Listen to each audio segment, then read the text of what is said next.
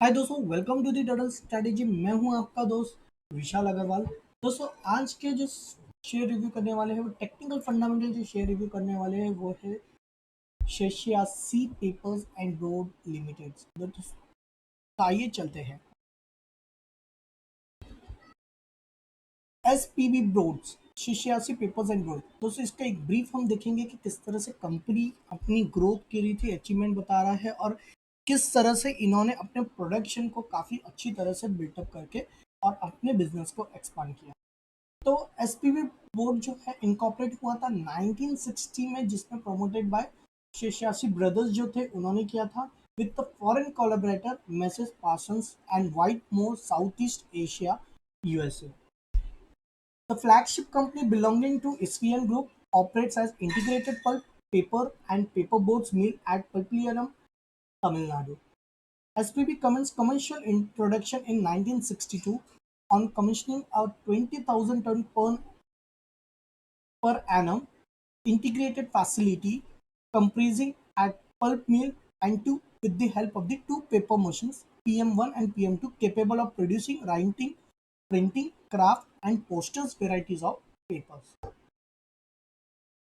उसके बाद plant capacity expand हो गई, expanded to 35,000 ton per annum 67 से 68 के ईयर में, जिन्होंने इन्होंने मॉडिफिकेशंस किया PM2 और addition of the third paper machine, जिसकी कॉस्ट रही 34 मिलियन, जिन्हें part finance by all India financial institutions.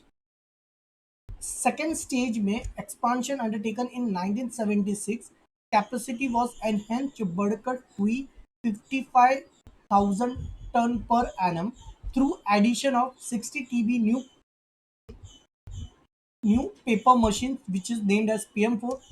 इसकी जो कॉस्ट प्रोजेक्ट थी इंक्लूडिंग केमिकल रिकवरी बॉयलर और अदर फैसिलिटीज, जो पूरी एस्टिमेट कॉस्ट बैठी 176 million. The same was part finance by term loans from institutions and banks to the extent of 145 million and the balance out of internal generations. SPB undertook various equipment balancing and modernization programs since then for improving its operating efficiency, capacity, power generating capacity, etc. up to 1992 to 93। तो दोस्तों, इसमें company के हमेशा ध्यान रखिएगा कि company जिस तरह से अपने मॉड्यूल्स को चेंजेस करते हैं regarding on the operating efficiency capacity, ताकि ये लॉन्ग टर्म के लिए काफ़ी एक बेनिफिट होता है, जो इनो लॉन्ग टर्म के हिसाब से ये चीज़ें बहुत मायने रखती है कि कंपनी को ये चीज़ें ज़रूर सोचते रहनी चाहिए।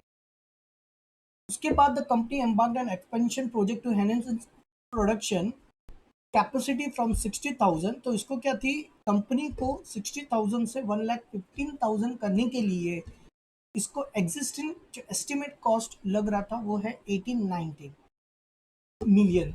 उसके बाद the set expansion modernisation was completed in December 2000। After successful trials, the commercial production out of the new paper machine commenced on July 1। The current installed capacity of the company stand at 1,15,000 tons per annum। दोस्तों, ये बहुत important चीज़ होती है कि company की studies किस हिसाब से होती है, तो उसके ब्रीफ्स में बहुत चीज़ें इंपॉर्टेंस होती है।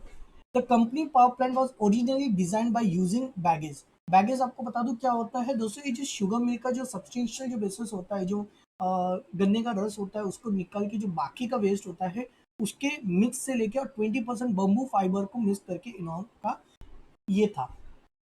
वाइल शार्प इंक्रीज जब ऑयल की भाव बढ़े 1970-71 में, the company shifted over to the use of hardwood at the time of it expansion undertaken in 1970।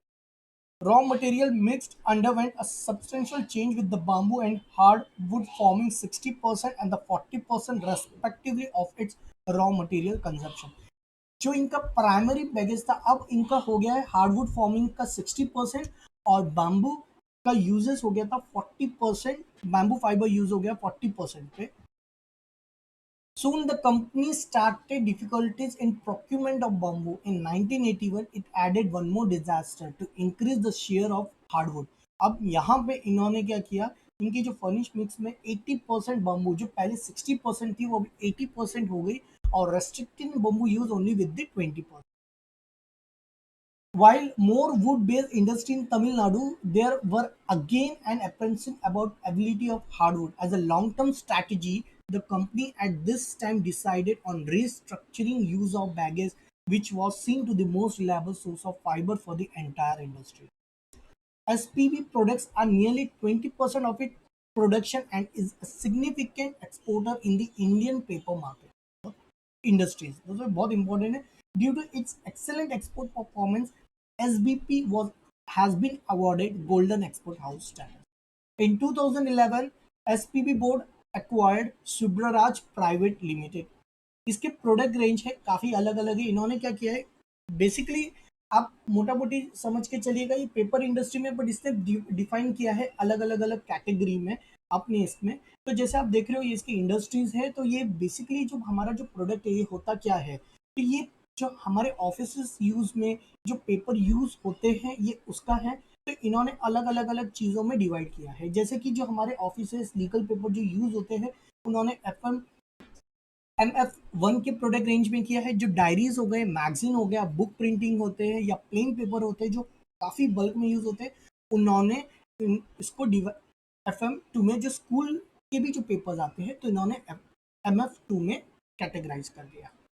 जब एमजी की बात आ रही है तो प्रोडक्ट्स में इसके अंदर दोस्तों बोर्ड पेपर हो गए, पोस्टर्स हो गए, जो थिकनेस इसमें आप देखोगे पिछले और इसमें इसमें थिकनेस की बात हो रही है. तो इसमें बोर्ड पेपर्स यूज हो गए हैं. जैसे आप मान के चलिए कोई भी आपका ये होता है प्रोडक्ट्स हो गए तो उसका जो थिकनेस का जो ऊपर का पल्प बोर्ड हो गए, फिर वो चीज़ें इंपॉर्टेंट पोस्टर्स में जो बेसिकली जो थिक बोर्ड यूज होते हैं वो चीज़ें आ जाती हैं.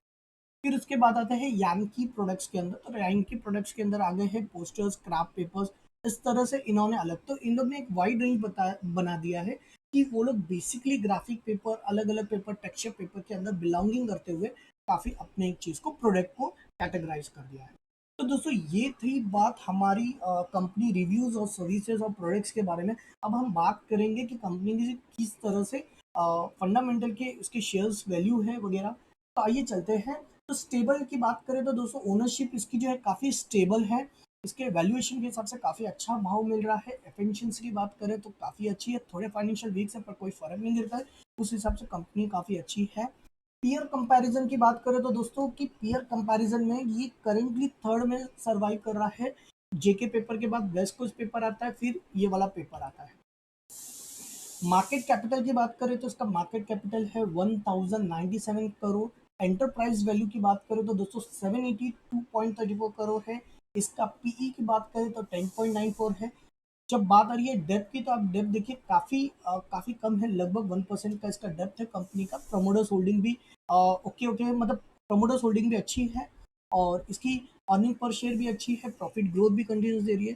तो लास्ट प्राइस जो इसका हाई गया था वो 176.60 है, लो गया था 173.60. और 52 वीक की हाई की बात करें तो 192.95 और 52 वीक लो की बात करें तो 126. इसका शेयर होल्डर पैटर्न में अगर देखेंगे तो प्रोमोटर्स के पास 42% है, पब्लिक 32% है, डी आई आई 14% है, एफ आई आई 10.82%. दोस्तों ये करेंटली डिलीवरी है. तो हम देख रहे हैं ये मंथली डिलीवरी है जो कंटिन्यूसली इसके अंदर जो डिलीवरी एड ऑन हुई थी घटी उस हिसाब से है. तो दोस्तों ये पिछला जून का तो जो डिलीवरी एड ऑन हुई थी एक फ्रेश अच्छी, फिर उसके बाद घटते घटते घटते तो जो थे मोस्ट ऑफ द थिंग इसमें डिलीवरी बेस काफ़ी ट्रेडर हो रहे हैं. तो दिसंबर में भी एक अच्छी आई, फिर थोड़ी घटी, फिर उसके बाद मई में एक अच्छी नई जो फ्रेश मई में एक अच्छी मोमेंटम आई और जून की शुरुआत होते भी एक अच्छी इसके अंदर डिलीवरी देखने को हमें मिल रही है. ये वीकली का डिलीवरी बेस है. तो अगर हम देखेंगे सबसे ज़्यादा लास्ट जो 23 मई और 29 मई में हुई थी, लेकिन ट्रेडेबल ज़्यादा हुई थी, डिलीवरी उस कंपैरिजन में कम हुई थी. बट स्टिल अब स्लोली स्लोली जो पिछला आता है उसमें एक नज़र आ रही है कि इसके अंदर एक एड ऑन शुरू होगा. तो ये डेली बेसिस का एक डिलीवरी टाइम फ्रेम है जो एड ऑन हो रही है स्लोली स्लोली इसके अंदर डिलीवरी. अब हम बात करेंगे टेक्निकल के कि कौन सा लेवल हमारे लिए सही होगा बाइंग करने के लिए, तो वो देखते हैं. तो दोस्तों पहले तो हम लॉन्ग टर्म ट्रेडर्स वालों के लिए बात करेंगे. तो दोस्तों जिन्होंने ऑलरेडी लॉन्ग टर्म ट्रेडर्स ने एंट्री कर चुके हैं इसके अंदर, तो उनको मैं बताऊंगा ये आने वाले सालों में 244 एक साल के अंदर इसमें मुझे लग रहा है कि 244 इसके अंदर आना चाहिए. और जैसे ही 244 के ऊपर सस्टेन करना शुरू करेगा तो आपको इसमें एक नया लाइफ टाइम हाई देखने को मिलेगा जो 350 टू 383 के इसके बेसिस पे है।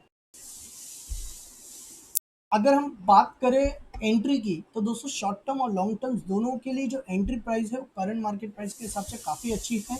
इसमें एक नई तेजी आएगी तो आप करंट मार्केट से भी कर सकते हो, और अनलेस एंड अनटिल जैसे ही नया रेजिस्टेंस 183 के ऊपर सस्टेन होना शुरू करेगा तो एक नया तेजी नजर आएगी जो 221 टू 21 से लेके 254 तक एक रेंज नजर आएगी। और शॉर्ट टर्म ट्रेडर्स के लिए, लॉन्ग टर्म के लिए मैं बता चुका हूँ, अब शॉर्ट टर्म के हिसाब से मैं बता रहा हूँ। जब हम बात कर रहे हैं डे टाइम फ्रेम की, तो दोस्तों देखो डे टाइम फ्रेम में ऑलरेडी इसने एक ब्रेकआउट दे चुका है। ये 27 मई का था जिसमें हमें हाई वॉल्यूम नजर आया था जो डिलीवरी बेस पे इसमें हुई थी। ट्रेडेड वॉल्यूम ज़्यादा थी लेकिन डिलीवरी बेस, अब करंटली मार्केट इसके ऊपर सस्टेन कर रहा है। तो ये बेसिस पे आप करंट मार्केट प्राइस पे एंट्री करने की सोच सकते हो, जिसकी रेंज जो है 183 टू 221 ये आप पकड़ के चलिए। एक हफ्ते से एक महीने तक आपको शायद 10 से 30% का रेंज आए, और आने वाले एक साल के अंदर ही इसमें आपको 50% की मोमेंटम नजर आ सकती है। तो ये ओवरऑल था। और अगर बात करते हैं स्टॉप लॉस की, तो दोस्तों ये पैटर्न इनवैलिड हो जाएगा अगर 146 के नीचे क्लोजिंग बेसिस पे मार्केट सस्टेन करना शुरू करे।